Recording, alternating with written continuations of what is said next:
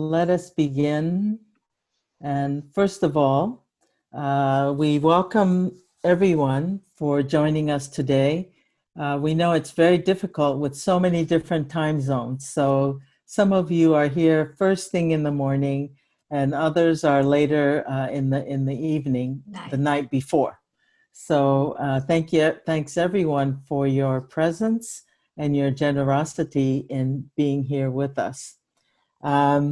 Before we begin, what I would like to do is, first of all, welcome you and thank you. And we also want to acknowledge in this moment, it's a very difficult moment globally. And so we want to begin with an acknowledgement of those lost to COVID-19 or Corona, as it's referred to, those lost to racism and to state violence of many forms, gender violence of many forms. We are in struggle, we're in solidarity with the struggles of people everywhere, especially the most affected worldwide. We are struggling against colonialism and imperialism, neoliberal capitalism everywhere. And we say truly that this is not a moment for silence, but really we would like to take a pause to let this extraordinary moment enter our room. Let's pause so this moment can actually fully enter our room. And as we do that, let us also invite our ancestors, other people who we want in the room, who are not in this room in this particular moment physically, but who we want to have here. So I'd like you all just to pause and to invite people. And then finally, many of us on this panel are living on colonized land, stolen land.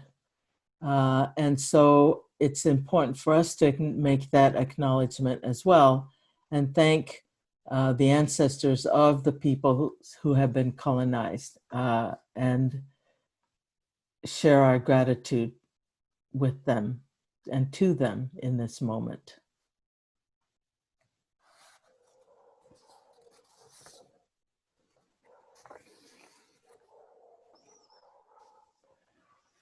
So thank you again for everyone being here. And I'm Margo OKAZAWA-REY. I will be doing the moderation for this panel. And this is one of 6 sessions under what we're calling Feminist Yearning, Imagining and Organizing for Just Peace and Genuine Security.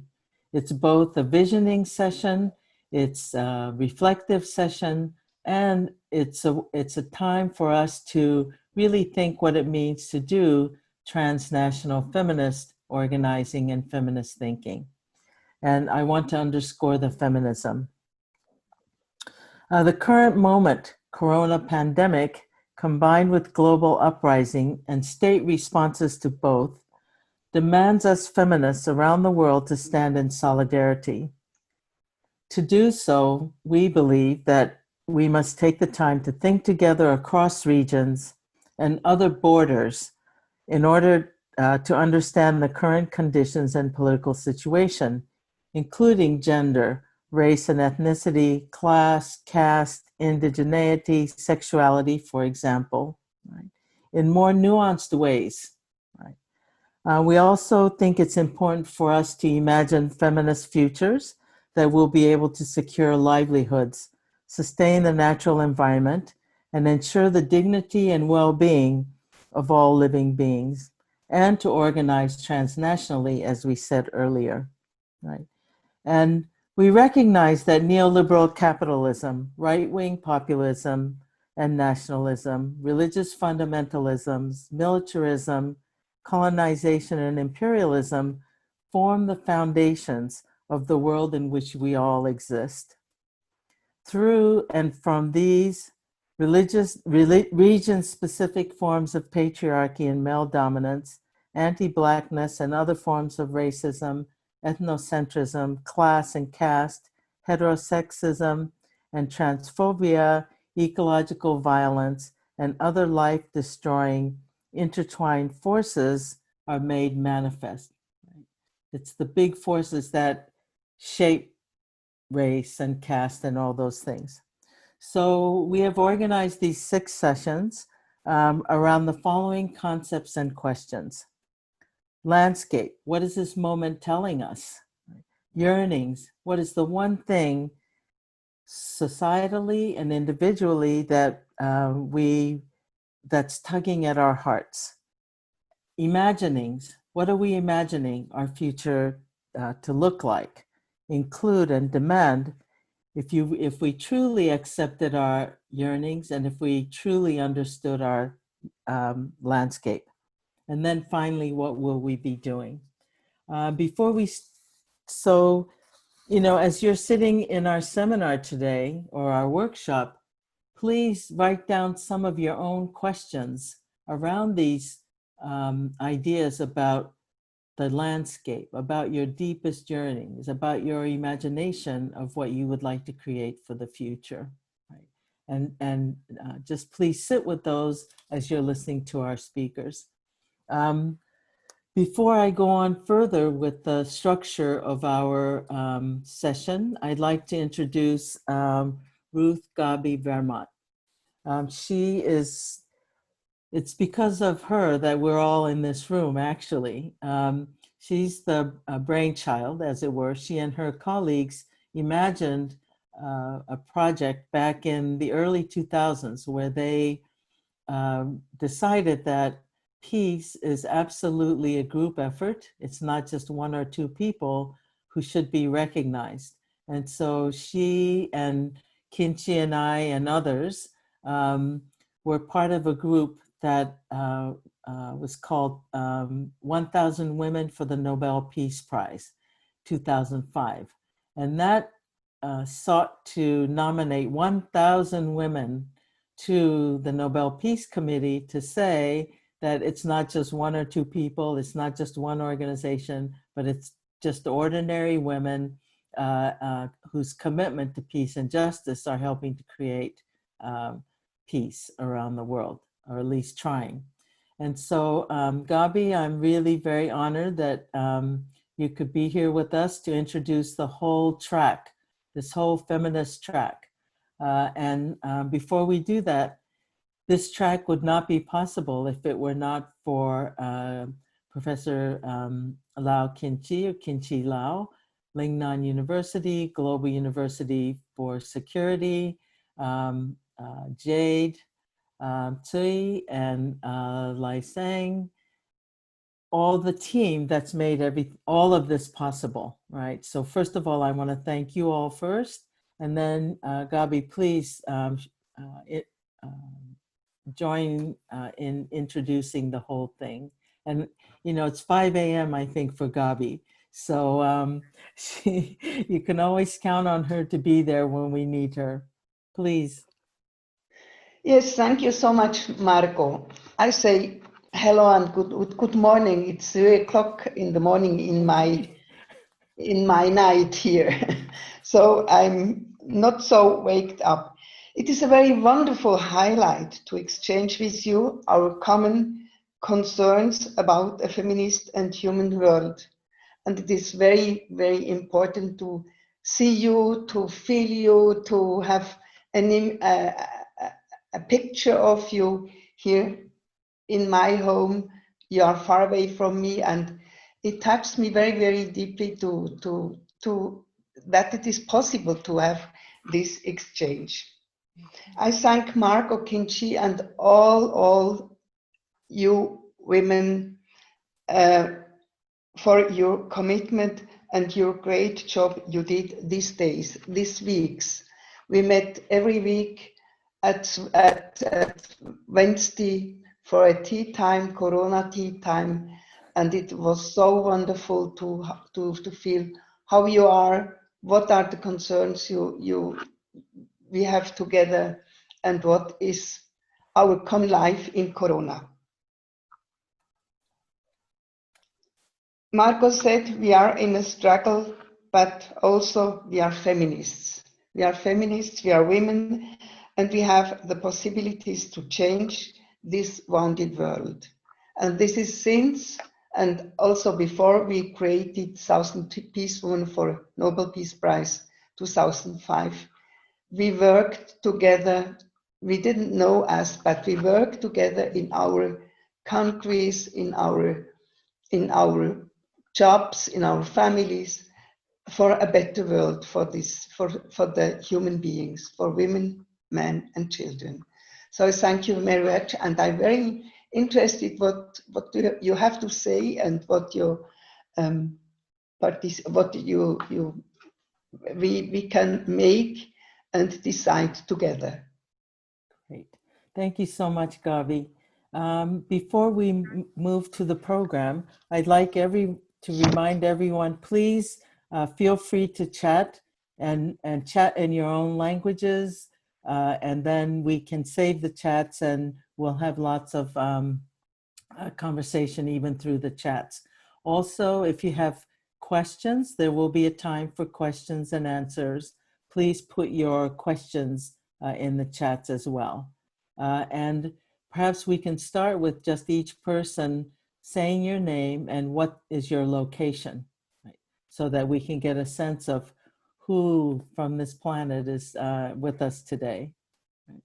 So it is my pleasure really to introduce Olene Montero from Indonesia.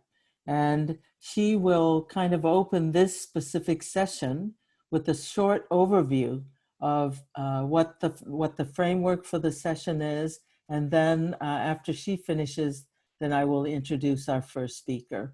So Olene, welcome. I know it's also very early for you.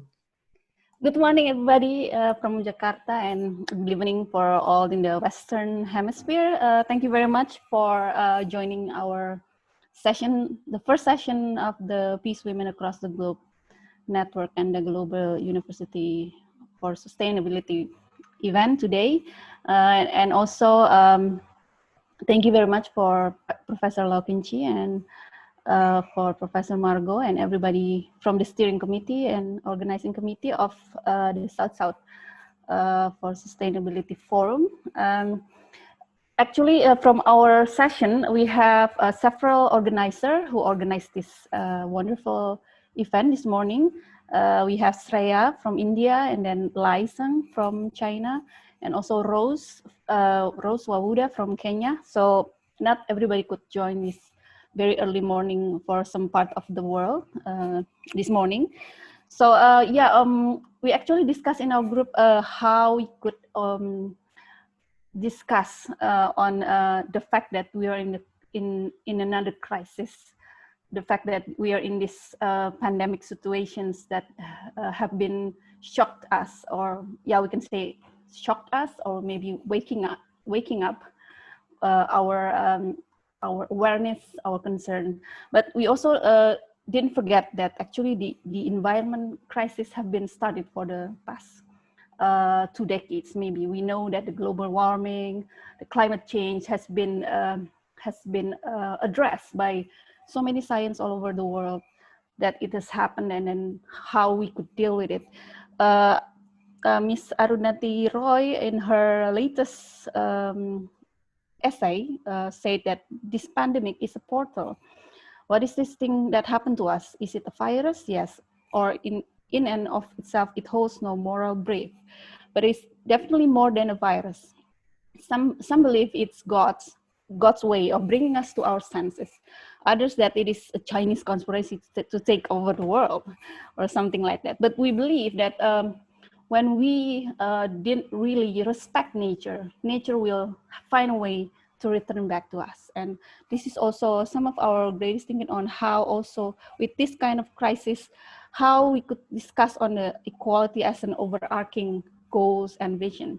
This also means a critical debate of the dominant narratives of sustainability as the driving force of patriarchal power. The mainstream definitions are being used for further marketing and greenwashing behavior in general. So with that, our group reflect, and we would like very much the speakers to also share their best practices to inspire changes, to build a feminist future, a feminist alliance, and also to generate ideas to re-empower the word sustainable development by creating a discourse on areas and systems where it has been co-opted by the mainstream. So we are very thankful for all the speakers who could come to our session this morning or this evening. And we are very appreciate with Dr. Dewey Chandran. She's also one of the peace women that I also recommend for the PWAG Secretariat in Bern. She should be among the 1 million peace women with us also. And also all the speakers from Hawaii, Khara, Lorena from Costa Rica, and also Nuria, my friend from Mexico, whom I know for the past few years. So it is very pleasure for us to have you all here. I think that's it. Thank you very much, and please enjoy the session. Thank you very much for that wonderful overview.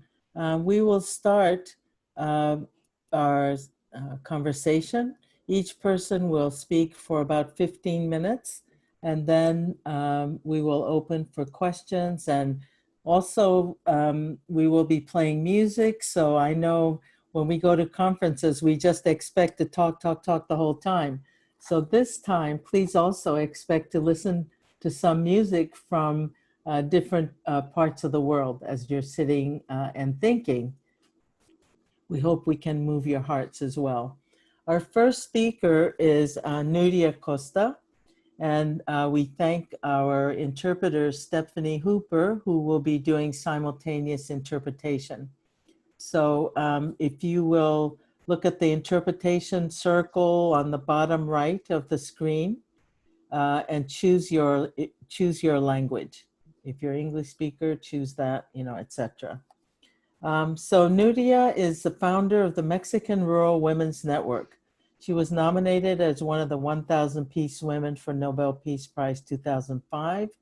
And she is the Latin America and the Caribbean coordinator for Livelihood and Ecology program for Peace Women across the globe.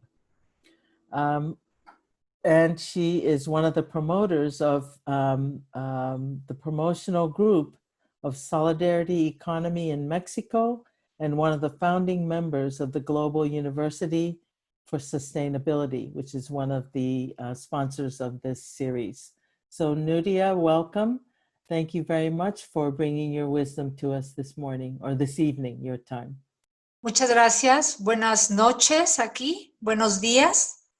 Yo quiero primero agradecer el gran esfuerzo, como siempre. As always, with Kiu Chi, with Margo, without YEUNG. Thank you so much, and to Ruth and Gaby that you have opened this possibility to meeting here, women, to make us ourselves visible and going for that million of more and more visibility of women in the world. I want to explain you just a little bit about two experiences from my work that we have in Mexico as a Mexican network of women, and that just in this pandemic is like to show easily that we can have this kind of work that we are doing for peace, and that represent the construction of quality of life in the land in an integral way. I'm going to start. The first experience is in Morelos, where I am right now, where I live. Can we move the slide?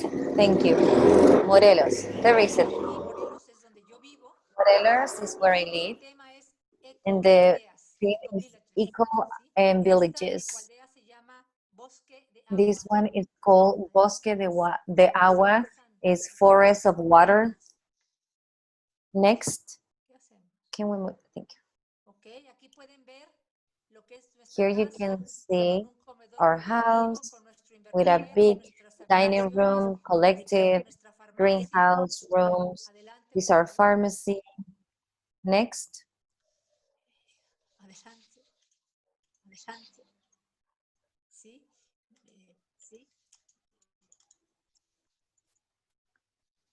Adelante, si va más rápido. Oh, next. Okay. We started this experience of Ecology as a house, a meeting for women in the countryside, to empowerment, to our formations. It has become a point of meeting for the neighbors to build a place, a community that can show our efforts for a better life in harmony with the ecosystems and for a sustainability based in resources that are local. And it's the fusion with the collection. Oh, we collect rainwater, we use solar energy for electricity and for the water in the restroom. We recycle the water, the gray water from the restroom to water the gardens.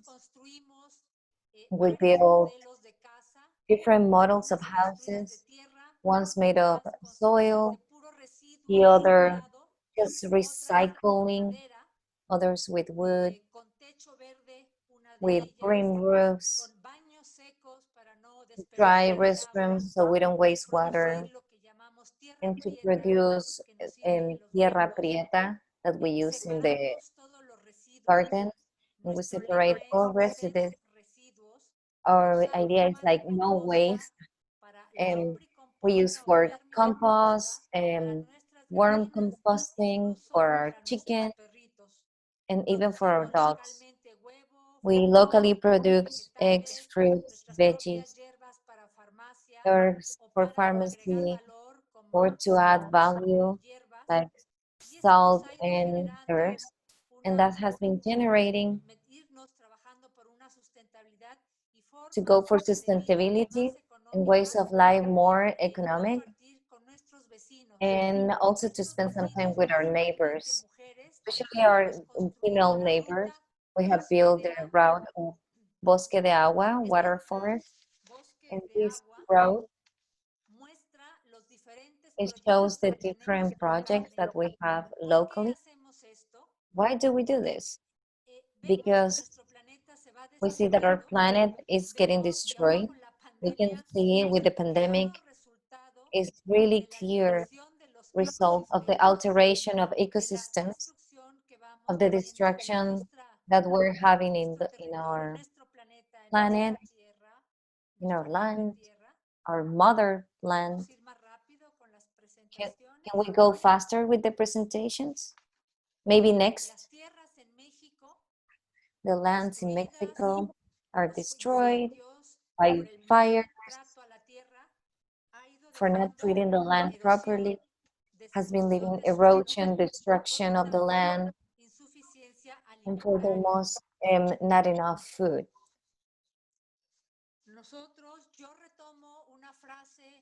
Also, I want to say that something about Bandana Shiva, a woman of fight, a partner of 1,000 Women of Peace, that teaches that biodiversity is a way of thinking, a way of life,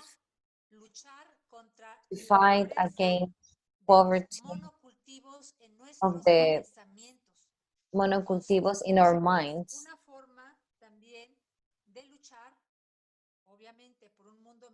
It's a way to fight for a better world. Next. That we just with organization, union, and organize men and women, that we started especially with women, we have the possibility to reforest our core or desert, mental desert in our minds. Next, please.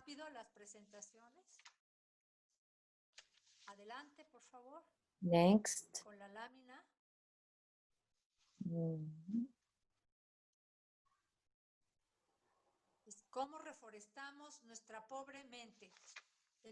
How can we plant ideas in our mind?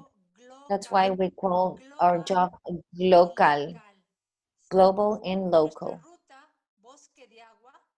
Our route, Bosque de Agua, has been helping how to make community and solidarity. We work in a local level with a vision, global vision,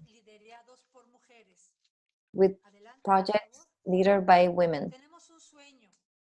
We have a dream. All these women, we have a dream.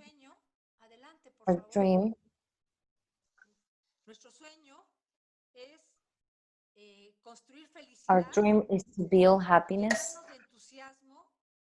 fulfillment of enthusiasm, to be better human beings, to have the courage, empowerment to work for a better land, with solidarity for the common, to produce our own food and the energy with our energy, local energies. Next, please.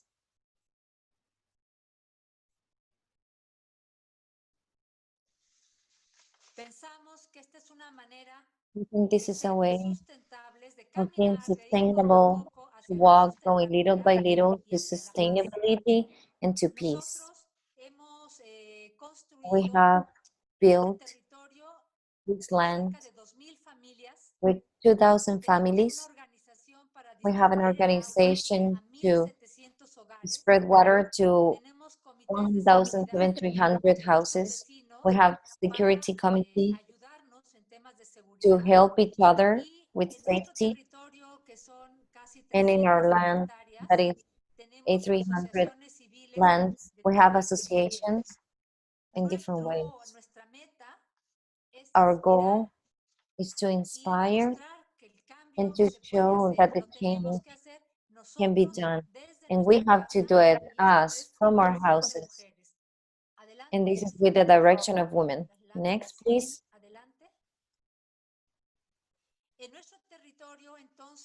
In our space, with these families, we have theater for kids every month, activities inside the woods. We have production like with the goats, organic production. Next, please.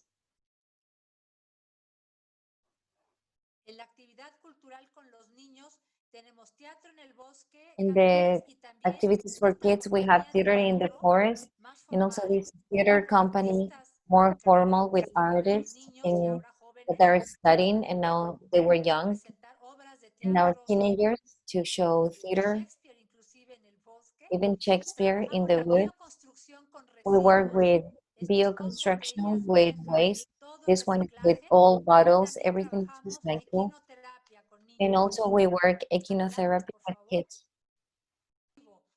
Where I show you is where I live, but there is another community in the mountains of Guerrero that is in other region in Mexico.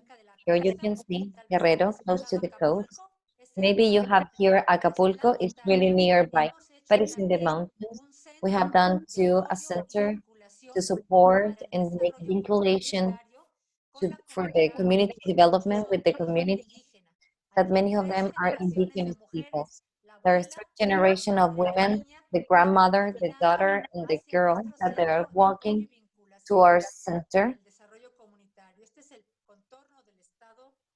This is the shape of the state of Morelos. Next, please.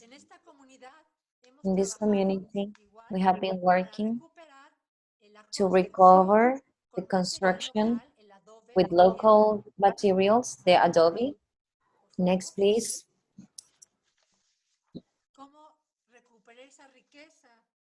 How to recover that richness of nature, and also to participate in this center in the training for the community. Here we have had the fortune that some women of peace, like coordinator Maria Julia, which is from Argentina, she had visited us, and others from Taiwan, from Germany, to make an exchange with the people of the community in the training. Next, please, with kids, women, adults with the same idea, but this is with the indigenous communities. So they have been working for many years in training about saving, having our bank, and gender perspective, ecotechnias, agriculture, organic, and good practices, pharmacies, and rural tourism. Next, please.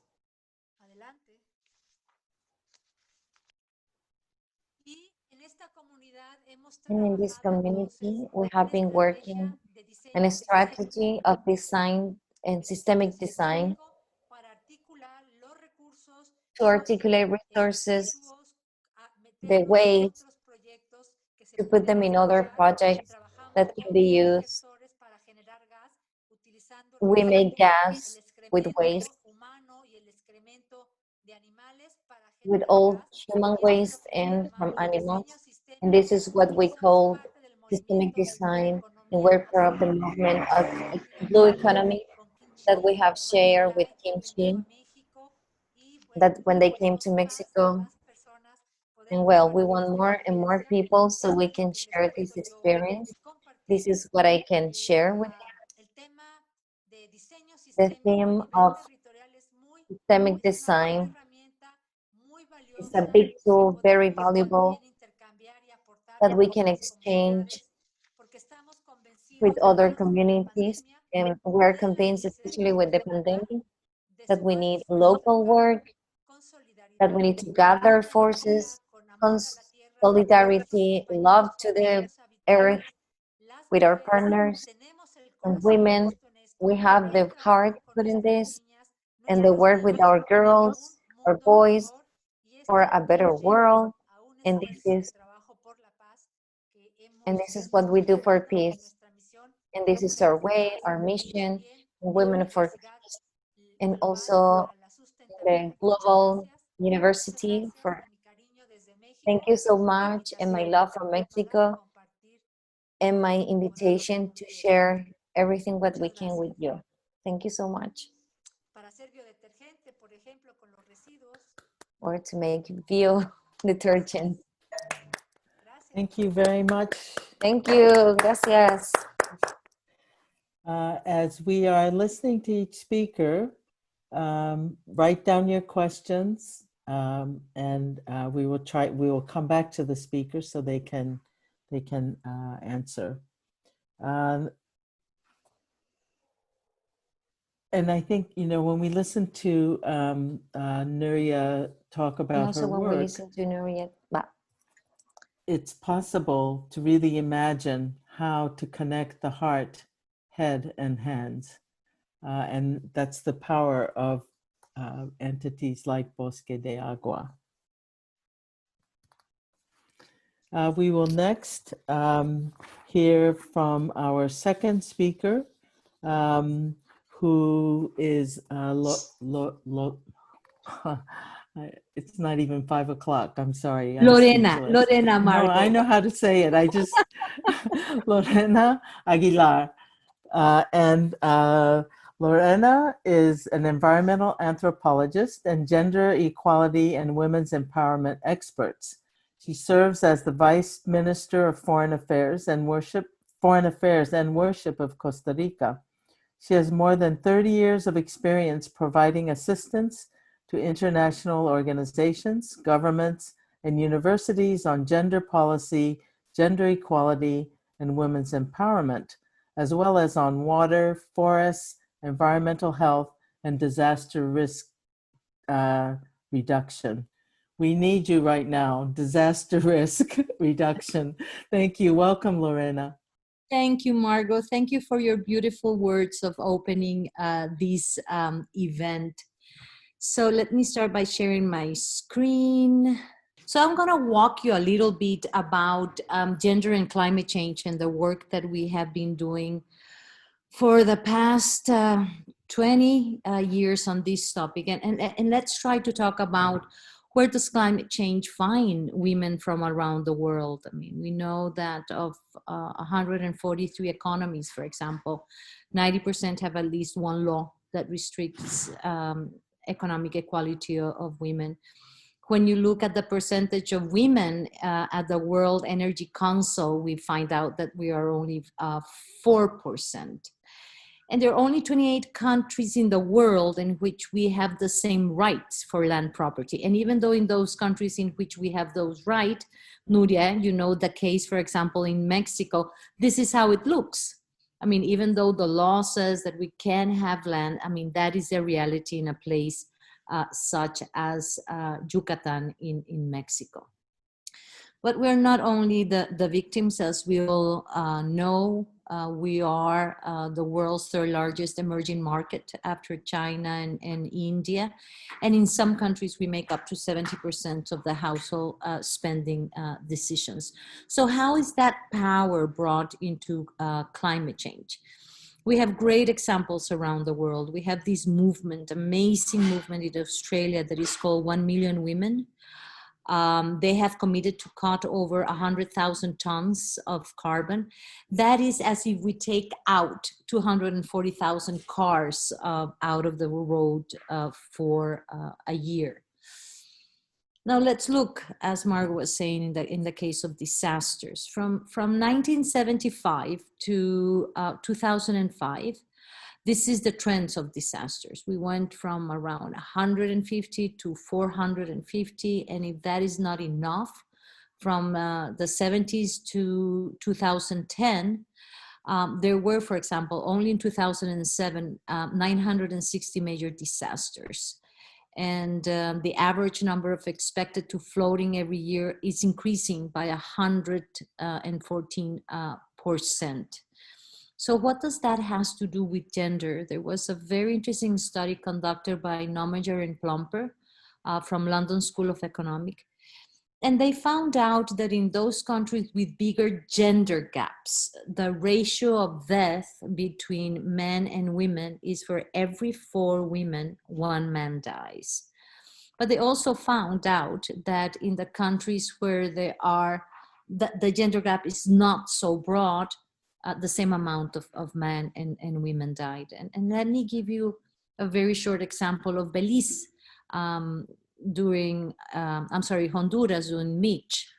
There was a woman called Maria living by the coast, and her neighbor comes and tells her that there are winds of 260 kilometers coming. This is a woman that had never driven a car, a motorcycle, a bicycle. She has never been sent to school. 260 kilometers makes no sense to her at all. So with her friend, they start walking by the stadium, something that you don't do during a flood, but they have never been invited to any type of meetings for prevention. She had 3 kids at that time. 2 of them she was holding by her hands, 1 tied to her chest. And the water takes away 2 of her kids, and she's only able to climb the tree and be there for 3 days. She's taken to a camp, and her words are, you know what happens to a single woman. She was abused and raped. And then she comes back, but her house was made of cardboards and sinks, and there's nothing left. There's an NGO that comes and said, Maria, don't worry, we're going to rebuild your house. You only has to give us one thing: her title, her property rights, what she didn't have. So that is those gender gaps. But there are other linkages when it comes to gender and adaptation and mitigation. And sometimes we don't understand very well those linkages. We know, for example, the sea level is rising in coastal areas. Some of our colleagues might be from Bangladesh. And it has been found, for example, an increase in preeclampsia and eclampsia in pregnant women in the Delta. Even though everybody drinks water with salt, in pregnant women, 30% more than in the rest of the country has been some of the impacts. We have the energy sector, 7.7 million people now employed in renewable energy. And it's an incredible energy because we see more women. Right now, that number has gone up to 36% of the people working on the renewable energy sector are women. And there are incredible initiatives. I mean, and this is something that we might want to thank after COVID. Precisely the investment that is going to happen in the energy sector is a great entry point for women from all around the world to really empower themselves in that sense. And there you have, for example, the example of Wandi in Thailand. She sold her house to be able to build the first solar farm because no bank was lending her money. And right now, she is the biggest solar farms in the whole country. And she also uses some of her revenues to empower the next generation of ASEAN businesswomen that will continue catalyzing transformational renewable energy projects.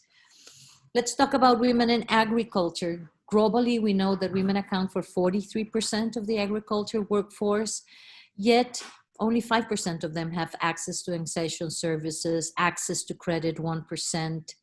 And according to FAO, if women had the same access to productive resources, there will be an increase in their yields and in their farms by 20-30%. And that means that the number of hungry people in the world will be reduced by 12 to 17%. But it's also the knowledge that we have when it comes to food security. For example, women in Cuba have the seed banks, more than the national seed banks. And the indigenous women's in Colombia, Amazon. We were working with an institute that were working on the Amazon only with men. And then we asked, why haven't you asked women, what do they use for unconventional food plants? And we find 69 families and 207 gendera that had not been accounted because they were only working with men. But this is not only about the biodiversity when it comes to quantity, but also from quality. This is, for example, what women are producing. I mean, if you compare cabbage as a monoculture to cleome and nightshades and amaranth, you see the value of the nutritions of some of these plants that are precisely in the hands of the women. So what are we doing? I mean, we have been working very hard with the policies places, for example, within the Climate Change Convention, 2008, there was not a single mention of gender issues in the convention. They even threatened us to kick us out of our jobs and accuse us with our bosses because we were really pushing for a more gender responsive convention. Today we have more than 70 mandates. We won. Some of those that wanted to kick us out are not there anymore. And countries now are starting to develop what are called gender responsive climate change frameworks. And this was kind of the process when we started. There was no knowledge on gender and climate change, very little knowledge. What does it have to do with renewables? What does it have to do with transportation? I mean, this is 2007. So we had to build that knowledge so that we can build a capacity of the decision makers and really move forward this topic.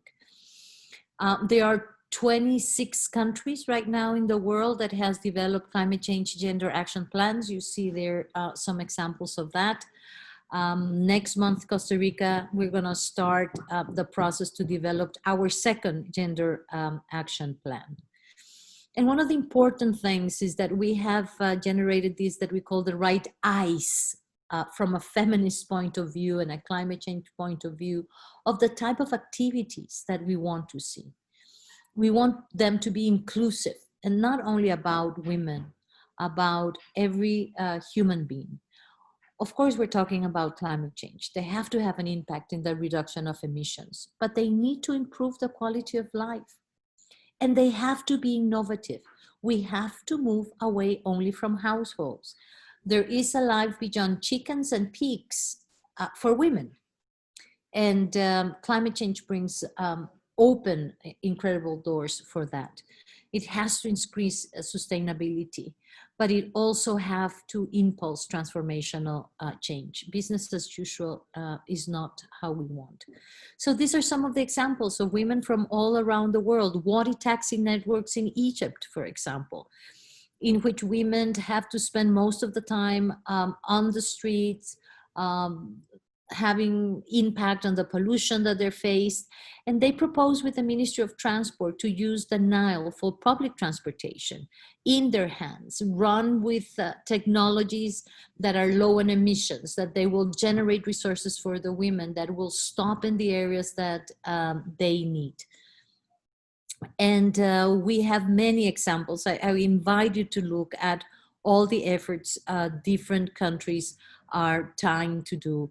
Backpacks for life during disasters. One of the things that happens is that women lose their lives when they start packing for everybody else. So there are some countries right now that are promoting what is called backpacks for lives. They're ready and done when the disaster comes, especially like a hurricane. You can just take your backpack with you and don't spend time doing those things. The reality is that those 4 to 1 that die, this is what we see. And we cannot afford to make the same mistakes by neglecting the importance of gender and climate change efforts. If we do that, we are responsible for the death and impoverishment of thousands of people around the world.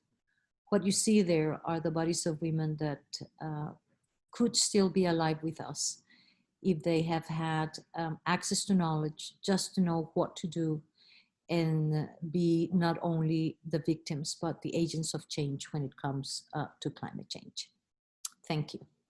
Well, thank you very much for all the statistics, the images, and the contrast between, you know, some of the things you talked about, Lorena, with some of the things Nuria discussed. I think is really very complementary. And, you know, just to make a point here also, that keeping in mind that the US military is the biggest polluter and biggest sources of climate change and, you know, carbon, all the bad environmental effects. So, and we'll be talking about that in one of the other sessions. And so just thinking about all the various factors, right? But for sure, it's clearly the women who are disproportionately affected as individuals and as carers of the family and so forth and community. Thank you so much. Our next speaker, speaking of disasters, we are lucky to have Khara JABOLA-CAROLUS along with the other two because her work really complements the ways that both Lorena and Nuria were talking about what to do. And she'll be speaking from a more formal policy level. Khara is the executive director of Hawaii State Commission on the Status of Women. She's a Filipina feminist with strong community roots, a distinguished background in advocacy and community organizing, and diverse experience in working toward the good for all, including women, immigrants, and others whose voices need amplifying. Her leadership led to and this is the title of the policy, a feminist recovery plan for COVID, which centers the needs of women, Native Hawaiians, and other marginalized folks in the state of Hawaii. And we hope that your work can go farther than Hawaii. Please welcome to our session and take it away. Aloha everyone from Hawaii. If I may share my screen, I'm going to attempt to do that now. All right. So I welcome you from Honolulu, Hawaii, which is where I am. And as Margo so graciously introduced me, I am the executive director of a government agency in Hawaii. So it is possible to be radical, to be a transnational feminist, and to be anti-capitalist in government, although I am surrounded by radical capitalists. So with that, I want to share a little bit of how we view the COVID-19 crisis, the climate crisis, and the crisis of sexism in the United States and globally. And one of the ideas that we've put forth into the world as a beacon to our sisters, to let you know that we're here, that we see you, that we're being influenced and strengthened by you, from professors in the academe to activists in the Philippines, throughout the Pacific, in in other countries that we call homelands as well, that we are absolutely being guided by you, and it is part of our recovery during this grim and difficult time. So this moment, what is this moment telling me? That was one of the questions that I had coming into this presentation.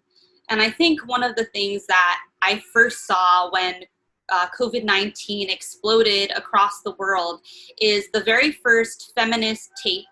So the first feminist analysis that went viral was that coronavirus is the end of feminism or a disaster for feminism. And I think that that's true, but with a disclaimer. So I think that this is an existential threat to white feminism. I think that this crisis shows that the strategy that has been pursued to focus on putting affluent and elite women in power and focusing on the nonprofit complex, focusing on work as liberation, focusing on free choices and agency within oppressive systems has not worked for us. And so I think that white feminism, which is the dominant strand in the United States, and even bigger than that, corporate feminism or neoliberal feminism, which many, unfortunately, young women are being trained into, and it's, all surrounding us in our culture, has been internalized by many of us. I think that this is a moment to return to our roots, to return to consciousness raising that was so powerful in the 1960s and the 1970s, and to really explore and reconnect to our collectivist cultures from whatever culture we may come from. And that was, one of my analyses of what's happening right now. I also think that this is a really powerful moment for women, especially in the United States, who are told that they have already reached, equality, that they are seeing and feeling the rage of being oppressed within their own homes and feeling the rage of their government acting as a destructive force in their lives. And so this has been an eye-opening moment, I think, for many people, especially women, a moment of learning about how government works and how it is so hostile to women's lives. And one example I will give of that is really quite pathetic is in Hawaii on July 1st, women were ordered in mass to return back to physical offices and physical workspaces. Meanwhile, childcare, the patchwork of privatized childcare that is, one could barely call an industry, is totally destabilized and is not functioning even at the bare minimum that it was prior to COVID. And so women are beginning to leave the workforce in a systemic way in Hawaii. They were not showing up on July 1st and were being considered voluntarily resigned. And the response from our governor from directly to me as the state's agency and his agency on women was, well, basically, tough luck. I'm ordering a return to the traditional workplace model, quote unquote. And we know that that model is based off of a male breadwinner and female, subservient female role that no longer exists in Hawaii because of the cost of living. We have to all be breadwinners. And so even in liberal democracies, this promise of work as liberation can quickly turn into a nightmare and has been more work for many women. So those are just some of my takeaways from this moment. But what do we do with that? And how do we use this moment against our opposition, which is seeing it as an opportunity to even entrench further disparities around class, race, gender, and more. So for us, we decided as an agency to counteract a disturbing trend that we were seeing in government, not just by fascist regimes, but also by liberal democracies, which is exploiting this moment to justify bypassing democratic processes. So being less democratic than ever. So what we did was we convened a group called the Feminist COVID Response Team. And it was very important for us to use the word feminist and not gender or women, so that we were really clear about what movement we were coming from, and that we were going to be explicitly against systemic sexism and patriarchy and gender itself. And we put together this team of social service providers, social workers, academics, folks that had not even graduated from college, folks from various movements, including the climate justice movement, to Native Hawaiian rights and sovereignty movement, across the board, to meet weekly to do the rapid response. So this was to monitor the impact of the crisis on women at the ground level up. And so we wanted feedback directly from women and their lives about how this was looking and the path that they wanted out. But very quickly, we realized that our policymakers, which are majority male, over 75% male in Hawaii, were already deciding on the long-term plan. So even though we were drowning in the crisis, we knew that we had to be at the table and fighting for our voices to be heard to define the future. And so we decided to craft a feminist plan for the recovery. And it's a document that I hope all of you read. It's available online. It's called Building Bridges, Not Walking Across Backs, a feminist recovery plan for COVID-19. And it's a feminist economic recovery plan. And I want to share a little bit what it looks like. So these were some of the values and priorities that we articulated in the plan. So rather than focus on the safety net, a net being something that's meant to catch people from an unstable and unsafe structure, we want to finally focus on investing in the structure and talking about infrastructure that works for women and based around women's needs as the default and the core measurement of our economy. We also wanted to move away from the liberal and neoliberal gospel around work and good jobs, because we know that women cannot participate equally in capitalism for a number of reasons. And this also intersects with disability justice. We do not value ourselves as workers, and we do not want more work. And individual rights, even though those frameworks are critical, we know are not often accessible to individuals, especially in a context where unions have been gutted and weakened across the board systemically. So we also seek to abolish the gender role system and talk about the gender segregation in our economy. Of course, all of you know, I'm going to sound really cliche, that you know, the green jobs being promised in the United States and in the Green New Deal that is nationally prominent, you know, there's no mechanism designed yet or even mentioned about how they're going to remedy the extreme gender disparity in renewable infrastructure jobs. So in Hawaii, women have around 5 to 10% only of the jobs in the trades, construction, and as well as renewable infrastructure that are related to the trades. And we know that from working directly with our Department of Labor and also with our trade unions, that it's actually not childcare that's the main barrier for women getting in or staying into these jobs.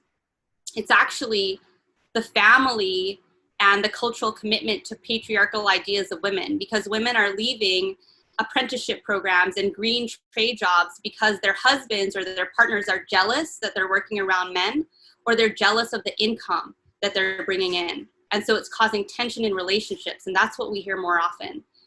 So we understand that we're waging a cultural war, not a science not a science war or a technical war, but really this is a values issue. We also want to build around mothering. So making mothering matter more than money. We don't have an infrastructure around care for mothers in Hawaii. Of course, we are in the United States, and the United States does not even offer paid family leave. So I have 2 children, and even as the executive director of the State Agency on Women, I was denied a maternity leave. So I had to go back to work in about a month after I pulled my leave together.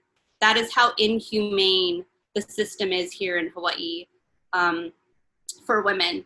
So we want to move away from an industrialized for-profit medical system that doesn't allow for true mothering and health to flourish.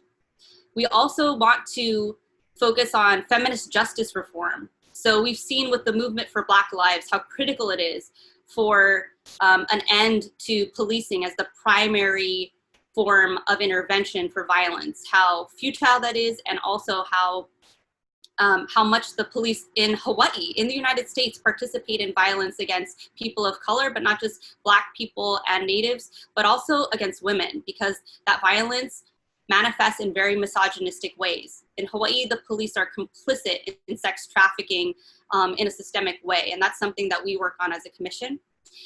Finally, we want to reorient our economy away from militarism, away from tourism, and away from luxury development to focus around needs that are place-based, that are rooted in sustainability, and that allow all of our communities to thrive.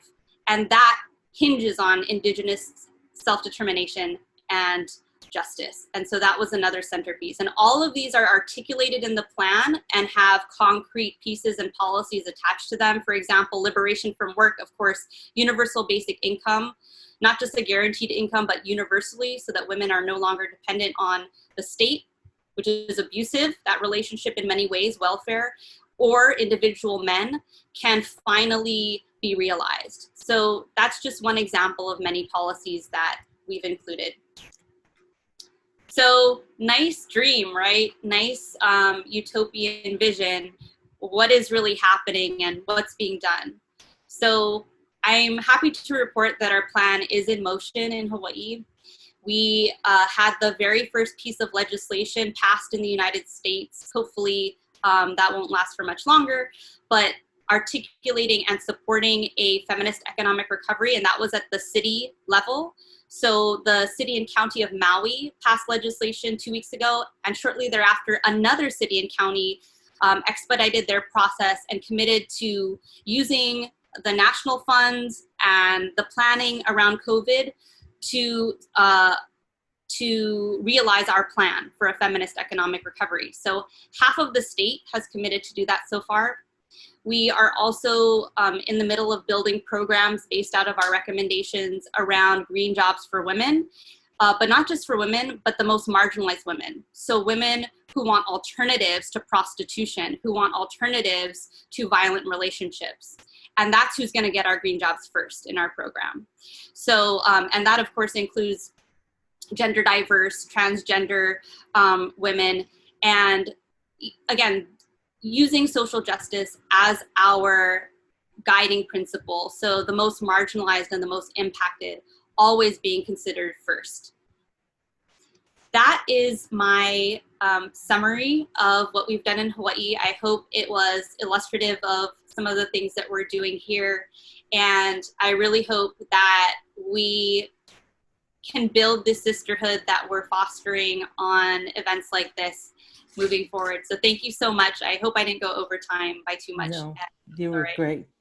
Thank Aloha. you very much. Thank you very much. And for your information, I put in the chat the link to the document that Khara mentioned. So it's very accessible. It's in accessible language, even though it's English. I invite you all to take a look. And I think, Khara, you alluded to something that is really important, a question that one of our audience members raised, which is, how do you work in a political environment with male, populist, militaristic, authoritarian government leaders? And even though people think Hawaii is such a, quote, paradise, we know that the leaders kind of follow, you know, some of the qualities that Veronica Phoenix just put in the chat a little while ago. So we'll come back to that question, as well as other good questions about how to be a radical and feminist, or feminist who is radical in these times. So thank you very much. And we'll keep moving. And you can, as you're listening, make the connections yourselves also among the speakers.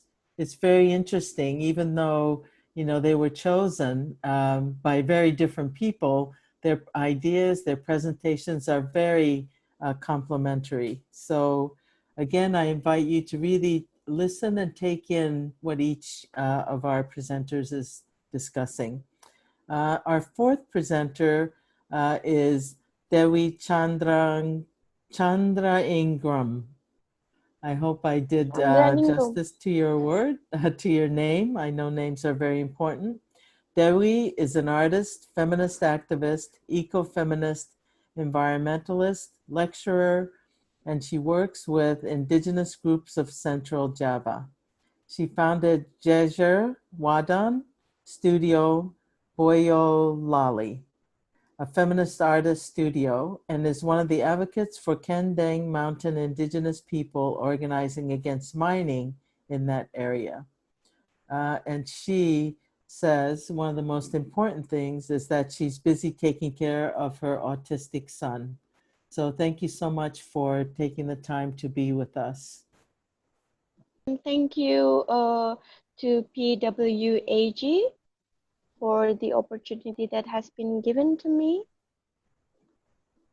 Thanks for sharing the PowerPoint as well. Hello? Yes, we can hear you. Yeah. Okay. So yeah, I'm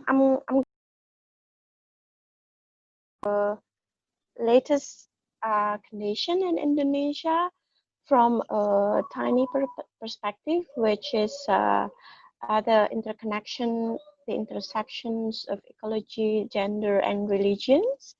So in this opportunity, I inserted religion because Indonesia is getting conservative from day to day, and at the political praxis as well as at the governmental level, religion has been used as merely political tools, and that's most of the time and frequently enrage us as a feminist circle, because in every corners they try to stumble block on our mission, whether at the legislative level or at the praxis level. Now slide the first slide, I will share the story of the Kartini Kendeng. The slides is my painting of them. Have you seen all the paintings? I transformed the painting into scarf as well. So because all the paintings has been collected worldwide, so I take their photos, and then turn it into scarf, so it will last forever. Okay, who is Kartini Kendeng? Kartini Kendeng is this woman who you can see at the PowerPoint, who you can see at the PowerPoint, at the photos here. And who are they? Kartini Kendeng is an icon created by the Indonesian media to refer to the female farmers who defended the Kendeng mountain range in Central Java. So Indonesia have 30,000 small islands, and one of the central island where the government rule is a Java Island. So you can see at the map, and in Central Java we have the last indigenous women who are still alive and practicing their faith. Is called as a Kartini Kendeng. and they are now defending against four international salmon corporation from China, from Germany, from France, and from Indonesia. And then the next slide, the north coast of Java. Does it the slide work? Yes, north coast Okay. of Java. Mm-hmm. Yeah. The Kartini Kandang group of these female farmers are still alive now, and they are inspired by their former female leaders, their former female Muslim leaders who dated back even from the 15th century. So Indonesia is well known of the Sultanate, not only from Aceh, from the Sumatra Island, but the north coast of Java also has a rich Sultanate or the female king of the Muslim kingdom. The rise of women peasants as ecological leaders now, who are also practicing Islam in defending the Kendeng Mountains, dated back to has a genetic link to the affinity of the Queen Kalinyamat during the 16th century, and before that we also have Queen Siba as well as Queen Sima, who not only work under the Japanese indigenous faith, but also mixed it with the Islam faith. At that time, it is called as Sufi. So this movement, to the next slide, the Japanese female Sufi. Does it move to the next slide? The Japanese female Sufi. There, among the mountain range, we have one mosque who were named after female Sufi, who is Nyai Ageng Ngerang. Nyai Ageng Ngerang is related to the 9 Muslim saints who disseminated Islam in Java at that time. But her name was not so visible, like we know that feminist writer, feminist painters, feminist singer, or women who create something before that are not known until now. And this mosque, this Nyai Ageng Ngerang Mosque, has become the headquarters of these female farmers to run protests against the salmon mining, to run protests against the government. And then the next slide, we see the photos of Yupatni. Does it show it, the slide? Sorry. Yeah. So this is Piney, and my paintings. I painted her during her protest. This Piney is the only woman who stated on the legal paper against Heidelberg cement from Germany. And then we also work with the German Circle of Feminists to run protests as well in Germany. And yes, in the last 3 years, we've been like working together, this international circle, to advocate as well as to protest against this.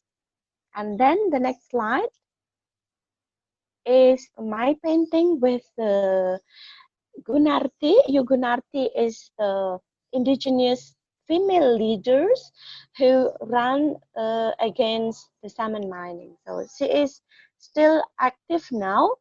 She know nothing about our Bahasa Indonesia. She didn't speak our Bahasa Indonesia. She didn't speak our Bahasa. She speak her own language, Japanese language. She didn't know feminism. She didn't know liberalism or capital market, but she is affected by it, yeah, in terms of food security, because these women is the oldest farmers indigenous community in the Southeast Asia who made farming as their faith. So they are not trading their produce, but self-fulfilling. She is the leader. And then the next slide is the definitions or the characteristic or the landscape that you would like to know about this indigenous women. And then the next slide, I will showcase you all about the meeting of the rice and water. It is one of the vital practice, a vital ritual that was done by Kartini Kendeng if they run protests against the government as well as the corporation. So they cook the rice and water in front of the presidential palace and then give it to Jokowi, to our president. So this, you can see the photos. The indigenous women is mixing rice and water. This, I think, the next slide. All of you can see it. So, and then during the protest, we eat them all, and then we also share it with the police, we share it with the army, we share it with the governor, we share it with the president. So this sort of protest, this sort of resistance is never come across to my mind as a modern feminist women. They have their own way of running the protest, and they do it in a spiritual way. So during the protest, they pray and they are calling a former spirit to attend with us. So the situation is different. Even the police support them, and the guardian of the governor police, governor office, as well as the president police support their protest. So in a way, this is a protest which looks not as a protest, because they always say that I am taking care your offspring, I'm taking care the food that you eat. Not all of us is planting. We are eating, but not all of us planting. So basically, I'm taking care of you, they said, and the water has been destroyed, the land has been destroyed, so at the end it will destroy us all. So the way they talk during the protest is quite different to compared to my anger, for example, to the neoliberal capitalism, etc., etc. And then the next slide is their find is also related to our former heroine. Her name is Kartini. Kartini was lived during the Dutch colonial period, and she fight for women literacy at that time. And Kartini's tomb is located at the Kendeng mountain that they defended. So this indigenous women struggle is not only connected to former spiritual leaders, Muslim female Muslim spiritual leaders, but also to the modern leaders as well, like Kartini. And then the next slide. So that is the song that they usually sing during the protest. And then the last slide is my reflection to the Indonesian situation, to the violence against not only women, but also to the planet Earth, that we feel that there is a shrinking space of negotiation between state and civil society. So there is also gross misunderstanding of Islam, quote unquote, and as well as our anger because Islam was most of the time used as a political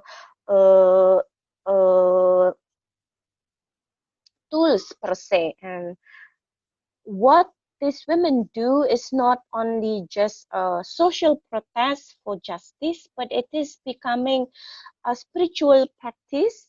It is becoming a spiritual way that's why they are not afraid of death. They also cement their feet in front of the government palace.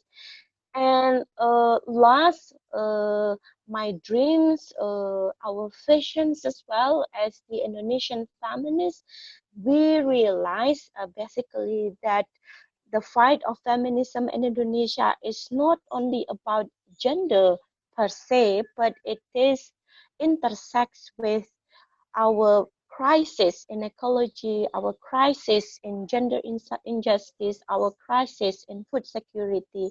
And as all the panelists said, that it is defined by economic inequality and structural injustice, and capitalism plays major roles in playing this dynamic. Thank you. That's all.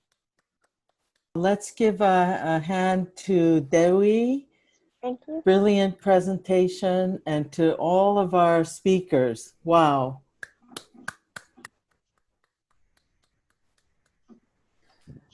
Ooh, before we move to the next section, we'd like each of you just to take a moment and reflect on what you actually heard our speakers saying to us about their respective topic, about their respective context, right?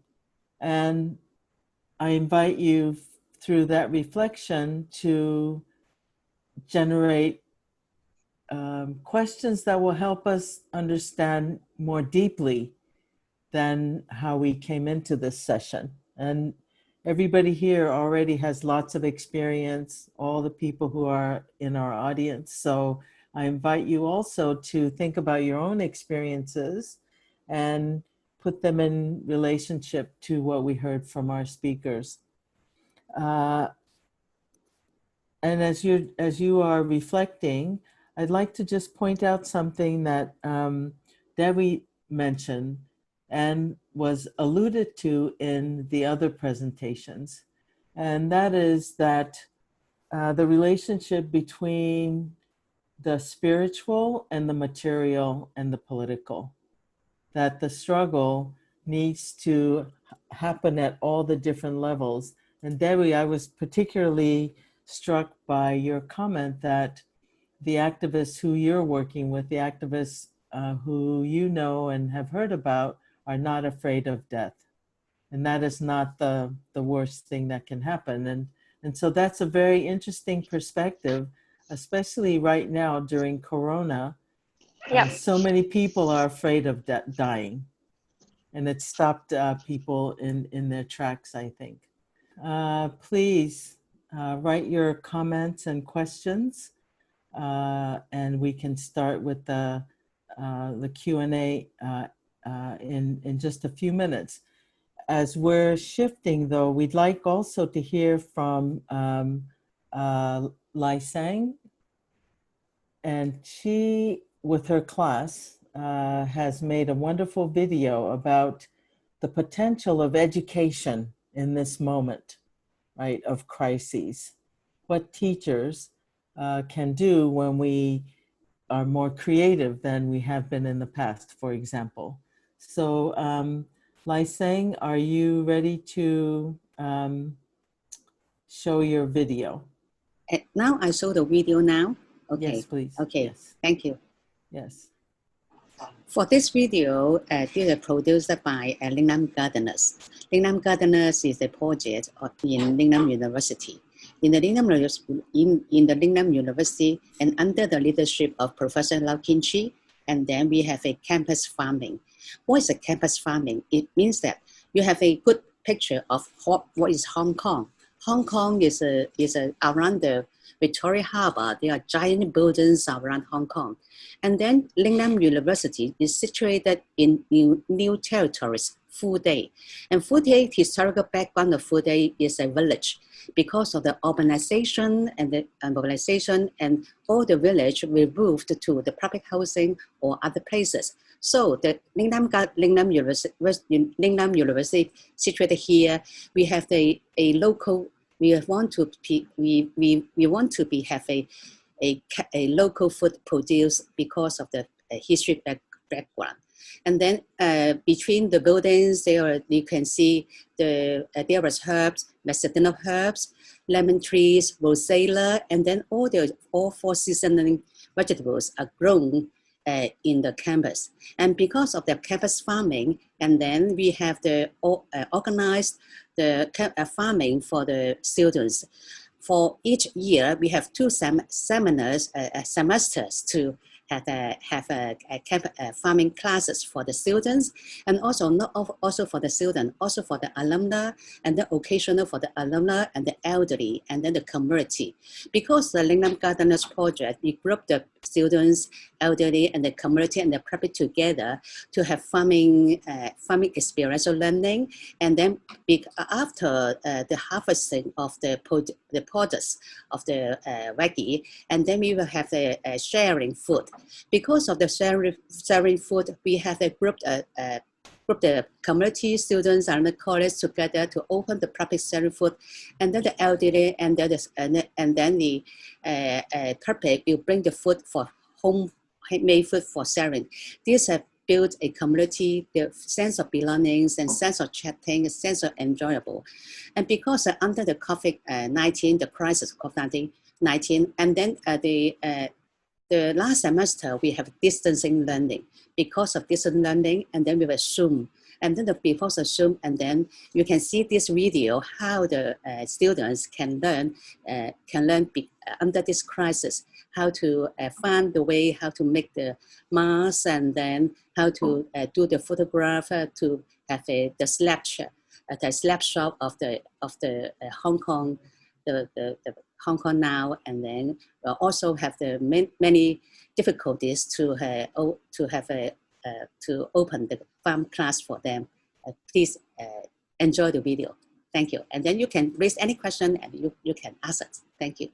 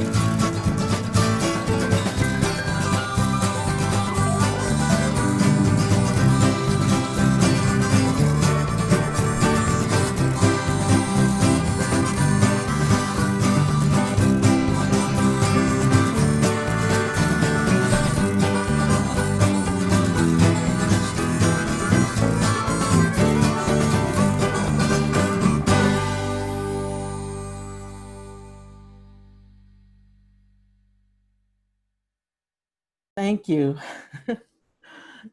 That's really, really wonderful.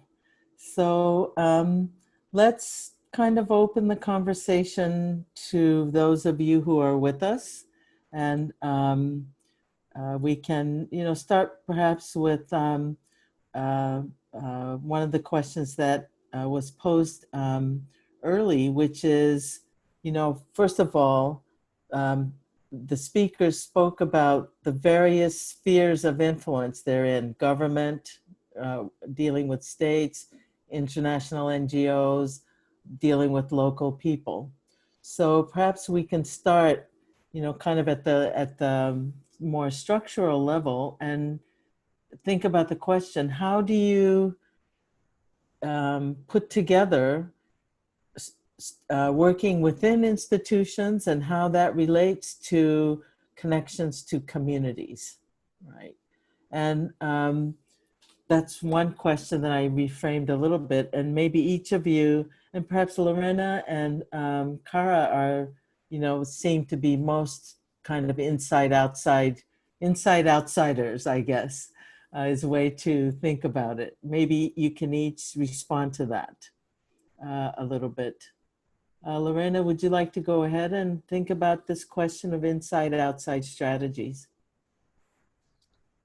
Yes, I think that one of the things that we learned throughout this whole process is how knowledge is a very, very important force of power that sometimes we don't take into account, especially when we start working on topics that have been in which diverse people have not been allowed to acquire that knowledge. So there's no way they can interact. I mean, when you sit into these discussions and you're talking of issues like red, which is not a color, that is a reduction of emissions through deforestation and degradation, and you talk about IPCC, they steal the right to participate through the power of knowledge. So one of the things that we have been doing for the past years is really to share that knowledge and enhance our powers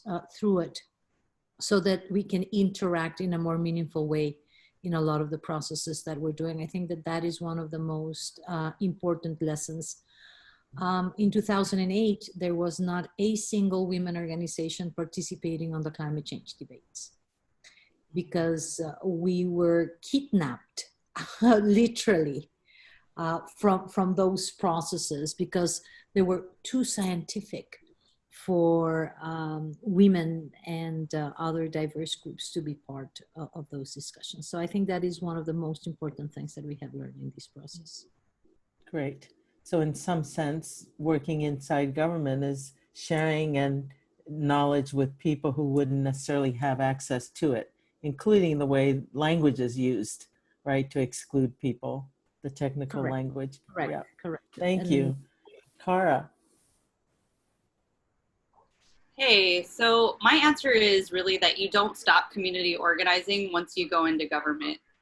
That I'm not here because I believe that the government is the answer and that this is where we're supposed to be organizing. It's just a tool that I'm using right now as a community organizer. And so it's important that we have activists go into government who are supported by a movement, because let's say we get a woman into a powerful position. Like theoretically, I'm in a powerful position. I had a state agency in the United States, but because I'm surrounded by people who don't share my politics, who are ready to fire me or organize for my firing at any given moment, if I show up as a feminist or as a Filipino, I am only as powerful as the people who flank me, the allies that I build, and the movement that's independent of me in Hawaii. So for me, that's been really important to diverge and channel resources that I get and constantly just be thinking about building the movement. So not building nonprofits necessarily, just building activists and organizers and having the infrastructure that can protect them and train them. I think that for me is the most important thing to be effective in government, and actually being able to carry out a pro-working class, pro-women vision. Thank you. And, you know, to both of you and all of us in this conversation, thinking about the question of, you know, to whom are we accountable, and to whom and for what are we responsible, right? Dewi, did you want to jump into this conversation? I saw you light up. Last 5-7 years mingling with the indigenous women. So, and before that, my scholarship was specifically focused on the gender study. I find that there is a similar linguistic code between what we deliver within the feminist academia and what they deliver, their charts, their wants, their needs. So it's transformed. For example, this is, I show you all the paintings, my paintings of them. So I moved to the studio, and then I also transform their face to scarf. I also transform the pink color, which is jeopardized, or which has like a weak meaning into strong meaning, something like this. And then created this as well, red as a bold. I also paint Frida Kahlo. So her name is quite a household within feminist discourse. I learn from them that we have a similar linguistic, whether in Germany, whether in Indonesia, and we are happy that via that spirit, within a different code of linguistic, we could ties each other and campaign, fight, advocate to tackle, quote unquote, our climate crisis, crisis in injustice, because in that way, not by forcing similar language, by in that way we could like go hand in hand. So most of the time when we go to the indigenous women, they know nothing about all the language that we speak, even what is feminism, what is gender, what is equality. But what they did is really reflect that. So this is perhaps the yearning. This is also perhaps the vision, as well as our dreams that transcend and connect us with them. This is how the international level, the national circle, and the local level, the local circle is then diminished. All that category diminished because similar yearning. I think that's Margo. Yeah, thank you. And, you know, also your comment relates to what Lorena spoke about earlier about knowledges, right? And there's so many also ways of knowing, indigenous ways, the more, the languages of so-called professionals, languages of the academy. And so how must we think about ourselves as activists to be multilingual, right? To speak the various languages. Nuria, did you want to respond to this question about inside strategy, inside institutions, and outside in communities? Would you like to respond to that question, or? Well, first, I will have to, what is an institution? Communities, is it an institution? It will refer to the government. I think varies according to the conditions in each country. During many years, I look connections, coordinations, and support from the government, from those institutions, and that made situations politically not very correct because they were managing according to institutions and parties and governments. Now, if it's about coming with proposals to institutions, to the government level, that I think, according to my point of view, that has to go with showing what you are doing. It's something that supports and contributes, or to work with institutions in the sense of asking for policies in these conditions in my country. We have had like a twist. It's not through organizations of society, like many years have been, but now it's locally and territorial of the community. And there's a new way, a really important way on how to do to make stronger the local institutions. Maybe not making it in a perspective of like asking, like the years in the past, in my past experience, that is limited to the government or institutions can support. I think if it's like that, in my experience, it wasn't the right way that really helped us. It was more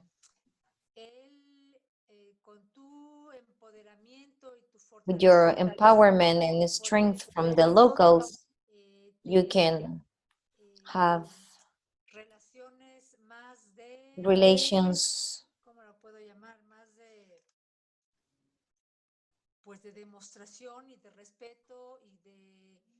of demonstrations and respect towards the institutions from the government.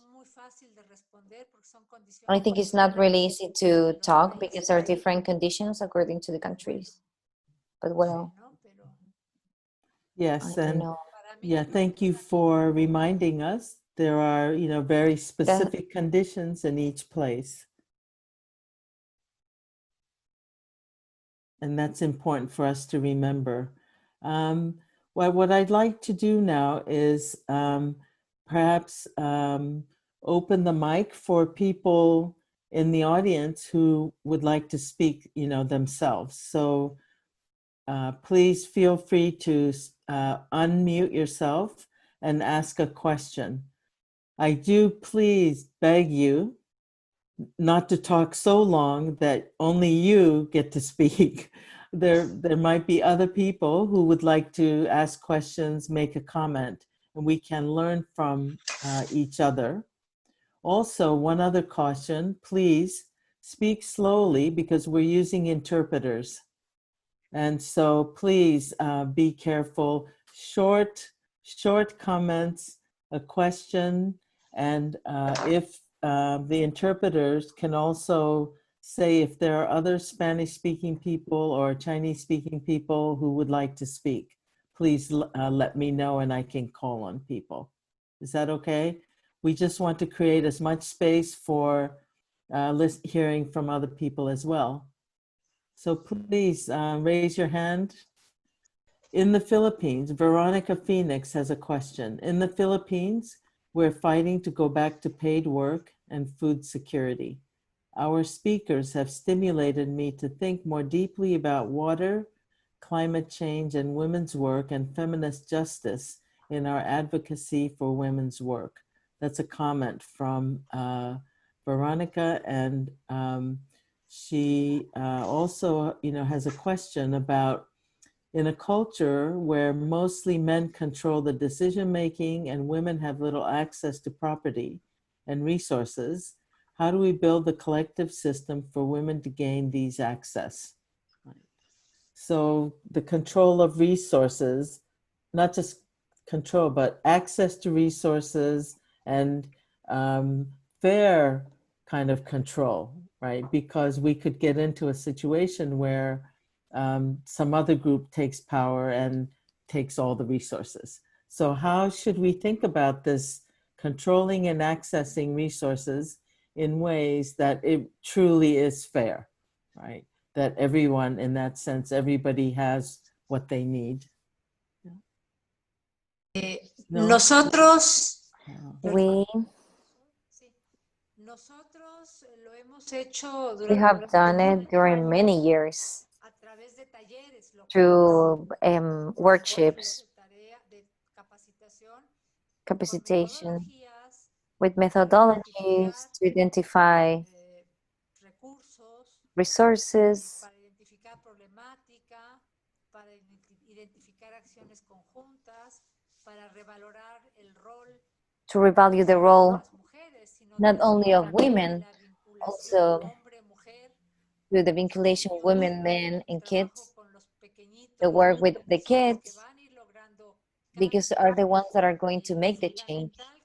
It's really important, first, una metodología y un a ejercicio methodology and exercise, constante, no es en una sesión, constant, es un not in one trabajo session. tiempo, It's a work of son long procesos time. It's a para process revalorar lo local, to revalorar revalue what is local, what is desde las own personas en la from individualidad, people, las relaciones each entre ellos. person, and the relationship between Nosotros them. hemos trabajado And el we tema have de worked género, que es the una thing of parte gender importante, desde una perspectiva más de la from a unidad, perspective concepto more of de unity ¿no? and happiness Complementación hombres y mujeres en el medio rural, between men and women. Because in rural areas, formas metodológicas para el there trabajo are de other perspectiva de methodologies género o de to perspectiva work de in género, how to see conciencia de gender. género y de pues más de suma, ¿no? El tema feminista lo hemos trabajado Because the feminism, we have been working on it with more attention, or not attention, but differently instead of in the cities.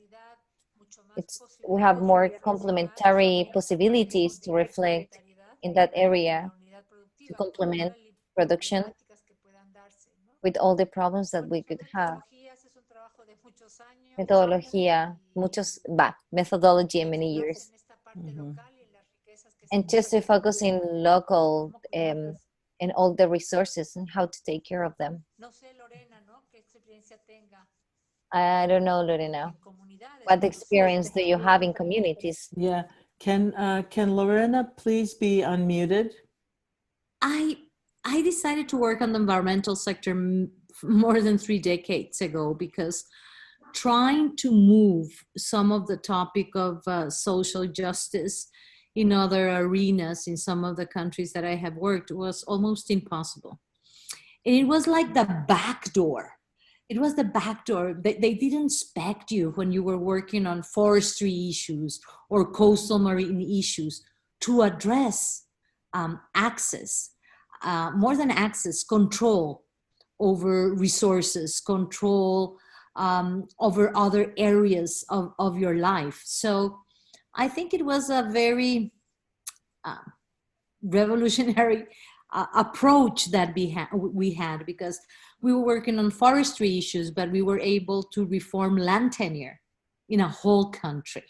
So it was not expected from an environmental initiative of project to be dealing with social justice issues.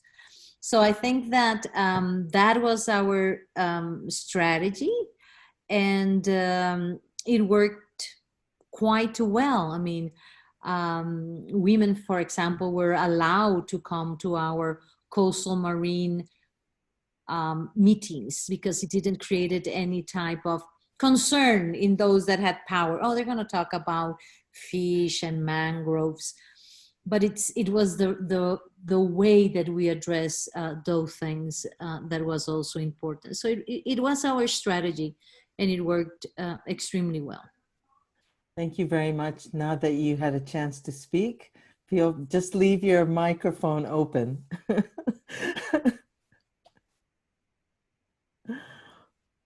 Okay. Let's say there's another important question here. Just on a logistical point here, Kinchi is saying to us that we can be muted, but only we can unmute yourselves. You know, we can only unmute ourselves. My mic is closed again. Okay, check your wandering cursor.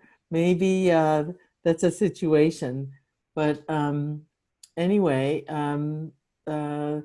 I think an important point, you know, that Lorena just raised is this question of strategy. And how do you have a strategy that can do, as we said earlier, both in inside institutions and outside institutions, and that, and it's not, the strategic isn't just methods, is it? It's some of the ways that you all have been talking about it. Strategic is also values. It's also spirituality. It's also ways in which religion can be mobilized for the benefit of people who are on the margins, right?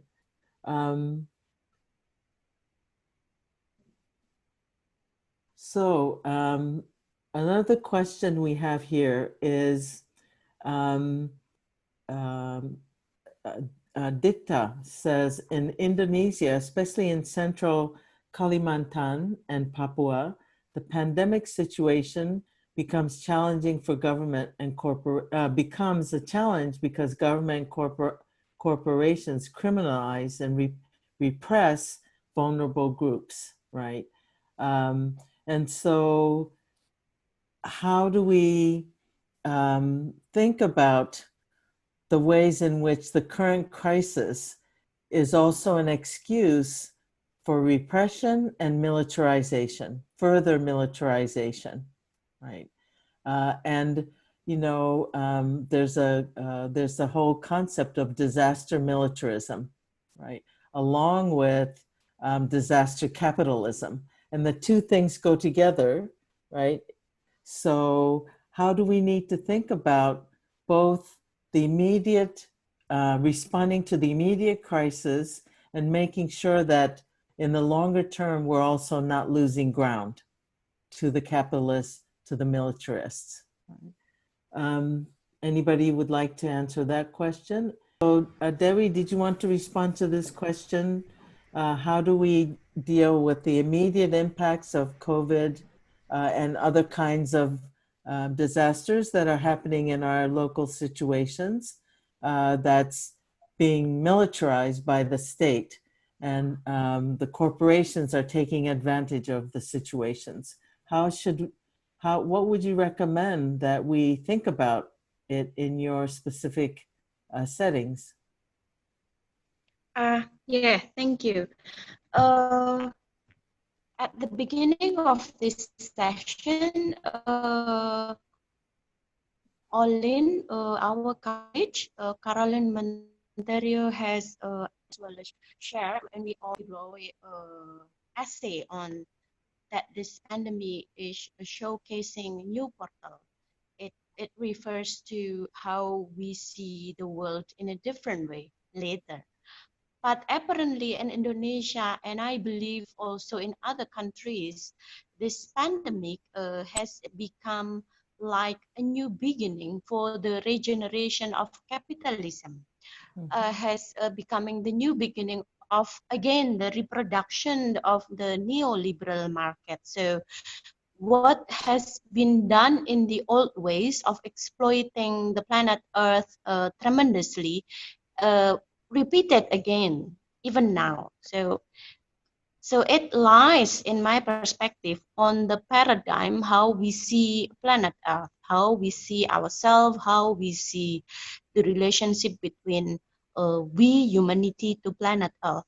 In the past 5 years, since 2012, for example, we, Feminist Circle Academia in Indonesia, make a series of books. We call it as ecofeminism, and we try to mainstream it in the university, because most of the time those who issued a legal permit to the corporation, to the market, is we, the people in the university, with the certificate of, we call it as a nature permit that this exploitation is legitimate.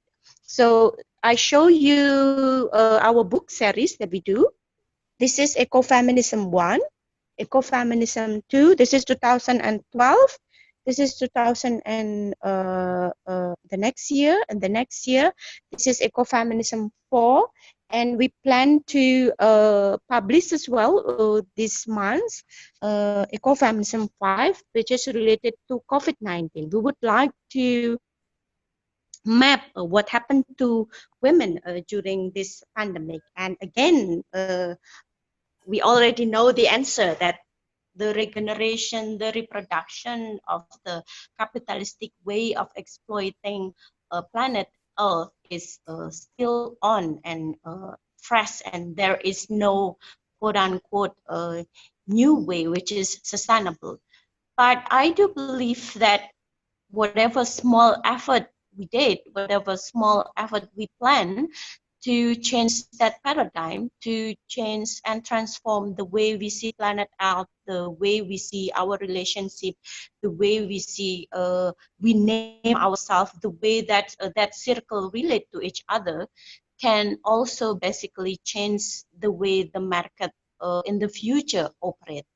And I know it is hard work, I know it is a big job, and I know it cannot be finished in one day. But yes, I think I am grateful with this new circle with the PWAG, and this becoming a wonderful seat.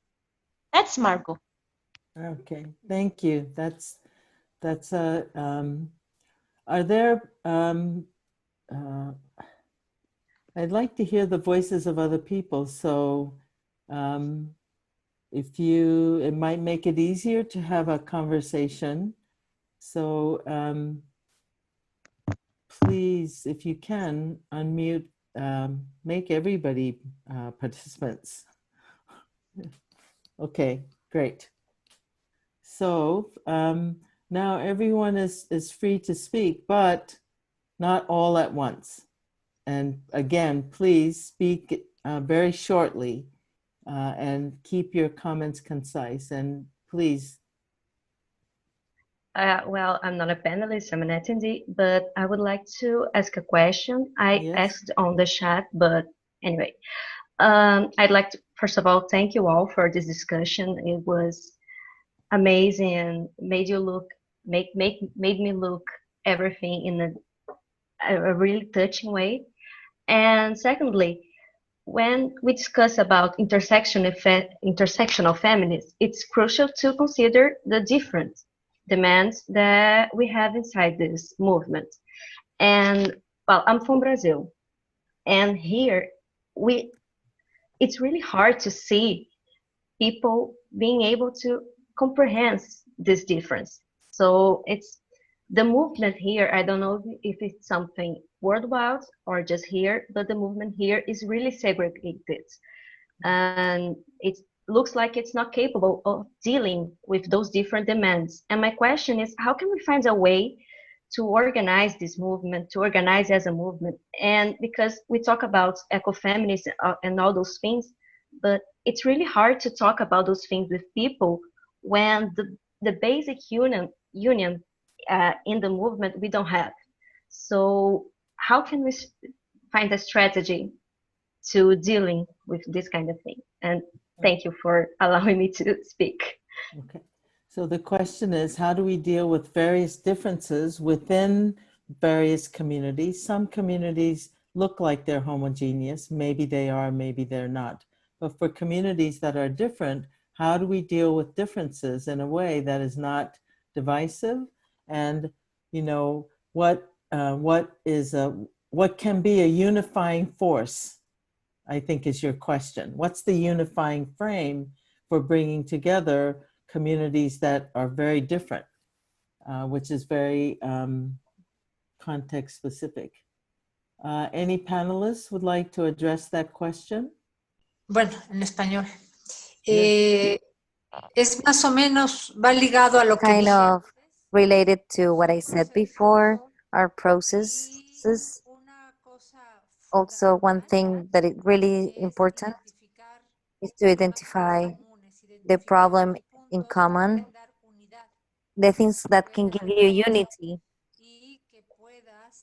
Also, that you can motivate the participation to make different proposals to solutions. In our experience, the confrontation because you want to defend different ideas haven't taken us to anything. So you need to combine different elements, cultural activities that can make an ambience more loving. In our case, how to work with the kids, like theater, dance, music, how that motivates parents to have a vision, positive vision, working in favor that we all want, that are the kids. Also, we can make more a better, not formal, where we can and ways to approach those communications. We have seen that the pyramid of wanting to create a structure that can control and be ruling and can be authoritarian is not the alternative to unify.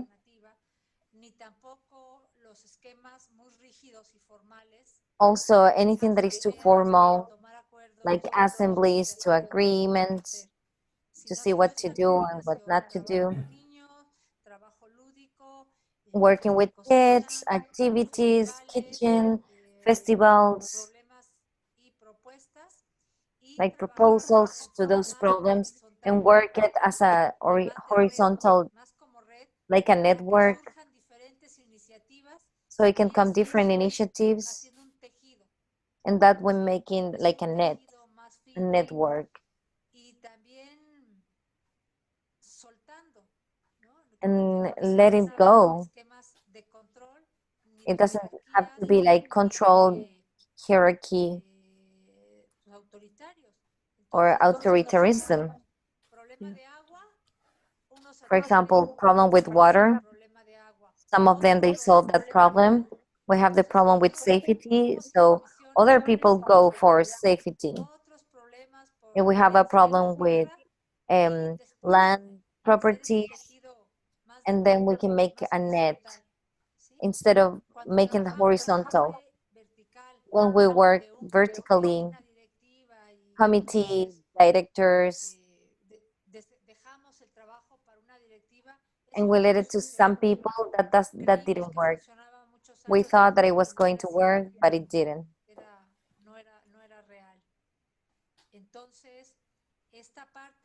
So this part that I was saying of systematic design, where some people work in one area, but they have an output, and how others can use that, and that is generating a relationship of cooperation, of solidarity. It's a way of network and horizontal. Okay. And with diversity. Great. So Nuria, what you're really talking about really is, you mentioned a lot of methods, having different activities and so forth. But really, if we go deeper to what you're really saying that there's a certain value that everybody is trying to operate from. For example, cooperation is more important than competition, right? So I would invite each of you who are in the audience to think about, if we really want to address differences, what are the values that we have to commit ourselves to, right? Not just methods, but values. What are the underlying principles and values, right? that I think is important. Let's have some. We open the mic for everybody now, so perhaps ¿Puedo other decir folks. otro poquito? Okay, just a little. Can I say something else? Yeah, just a little bit. Solo un poco. Just shortly. Hemos girado la We have atención made a twist, the tension in the learning of ecosystem, collaboration and not competition. Everybody gives something, everybody has something to give and an important. So we change it to that way, more than ecosystem. Great, thank you. Thank you very much.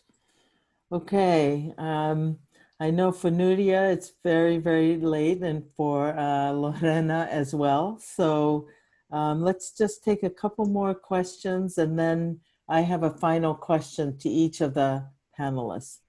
There's a question to you, Nuria, about how do you consider the development challenge, community development in Guerrero, with the cartel's dynamic and high levels of violence. Hace algunos años tuvimos Some time ago, we had some problems, stronger problems with violence. It was very violent because of the link of authorities, like president, government, and the carteles. Eso llevaba mucha violencia. That was bringing a lot of violence. We continue doing our work in low key, very quiet with the kids. And I can say that because of our job, but in the recent years, that has been less, all the violence.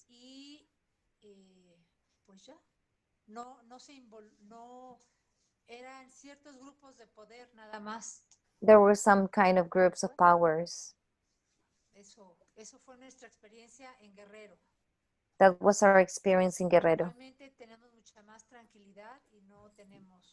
Now we are more quiet, and we don't have a problem with carteles. Okay, thank you so much. It's getting very late, so this is the final question, and I will pose it to each of our panelists or speakers. What do you think are the most important elements for a truly feminist and genuine security in the future? Truly feminist and truly secure. Right. And you can't say military. Just kidding. So why don't we start? Let's see.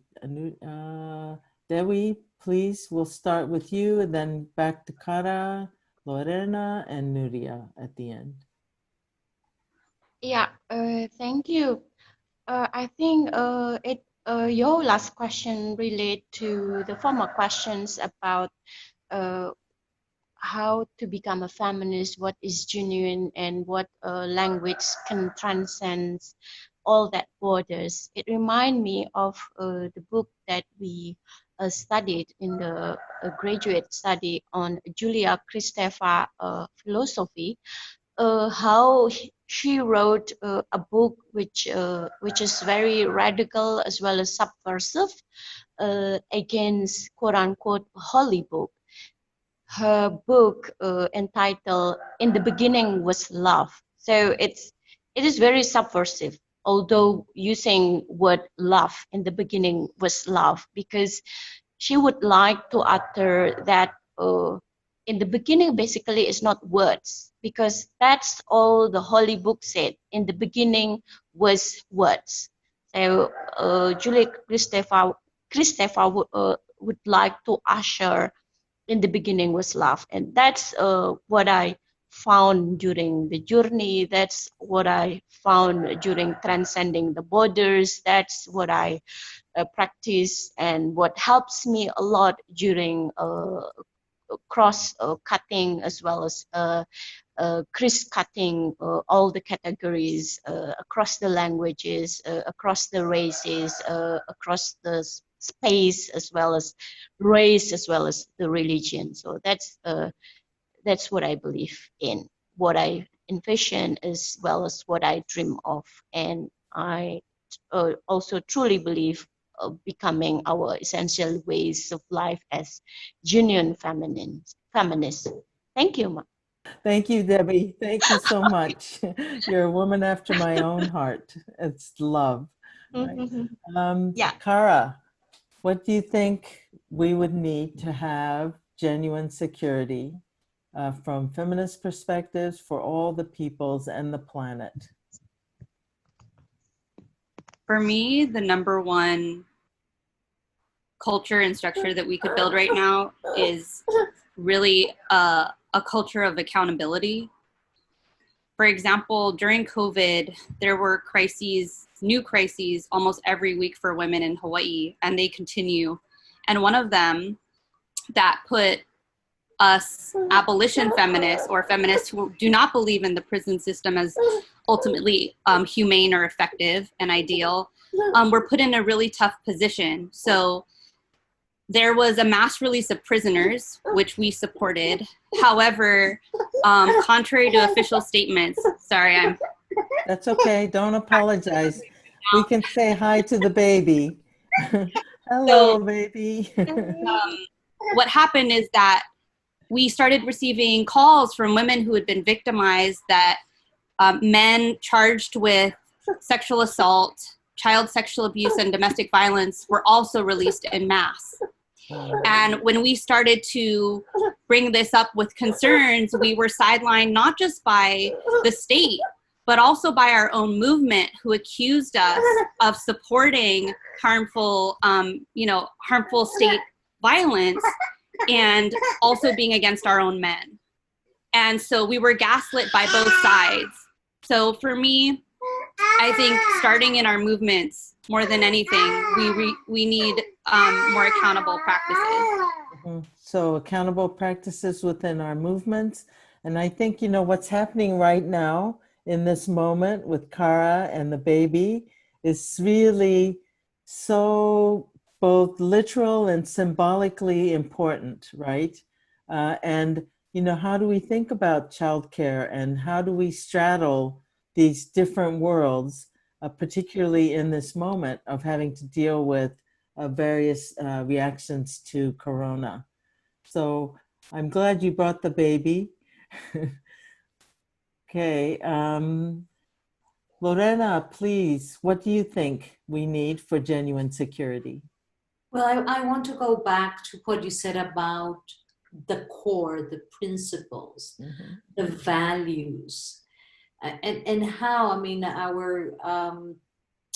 somebody asked about how can we make a movement, and we are already a movement, but it has to be based in the respect, valuing the differences, the support that we provide each other, how we embrace diversity.